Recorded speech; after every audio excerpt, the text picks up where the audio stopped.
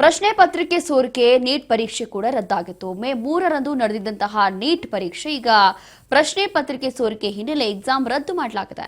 ರಾಜಸ್ಥಾನದಲ್ಲಿ ಲೀಕ್ ಆಗಿದ್ದಂತಹ ಪ್ರಶ್ನೆ ಪತ್ರಿಕೆ ಇದು. ರಾಷ್ಟ್ರೀಯ ಪರೀಕ್ಷಾ ಸಂಸ್ಥೆಯಿಂದ ಪರೀಕ್ಷೆ ರದ್ದು ಮಾಡಿದ್ದಾರೆ. ಶೀಘ್ರವೇ ಮರುಪರೀಕ್ಷೆ ದಿನಾಂಕ ಕೂಡ ಘೋಷಣೆ ಆಗುತ್ತೆ ಅನ್ನೋ ಮಾಹಿತಿ ಸಿಗ್ತಾ ಇದೆ. ಪ್ರಶ್ನೆ ಪತ್ರಿಕೆ ಸೋರಿಕೆ ನೀಟ್ ಪರೀಕ್ಷೆ ರದ್ದಾಗಿದೆ.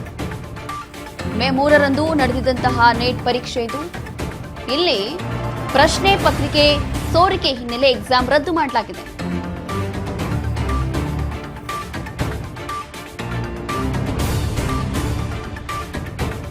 ಪರೀಕ್ಷೆ ರದ್ದು ಮಾಡಲಾಗಿದೆ. ರಾಷ್ಟ್ರೀಯ ಪರೀಕ್ಷಾ ಸಂಸ್ಥೆಯಿಂದ ಈ ನಿರ್ಧಾರ ತಗೊಂಡಿದ್ದಾರೆ. ಅದಾದ ನಂತರ ಶೀಘ್ರವೇ ಮರುಪರೀಕ್ಷೆ ದಿನಾಂಕವೂ ಕೂಡ ಘೋಷಣೆ ಮಾಡ್ತೀವಿ ಅನ್ನೋ ಮಾಹಿತಿ ಈಗ ಕೊಟ್ಟಿದ್ದಾರೆ. ಹೀಗೆ ಪ್ರಶ್ನೆ ಪತ್ರಿಕೆ ಸೋರಿಕೆ ಹಿನ್ನೆಲೆ ನೀಟ್ ಪರೀಕ್ಷೆ ರದ್ದಾಗಿದೆ.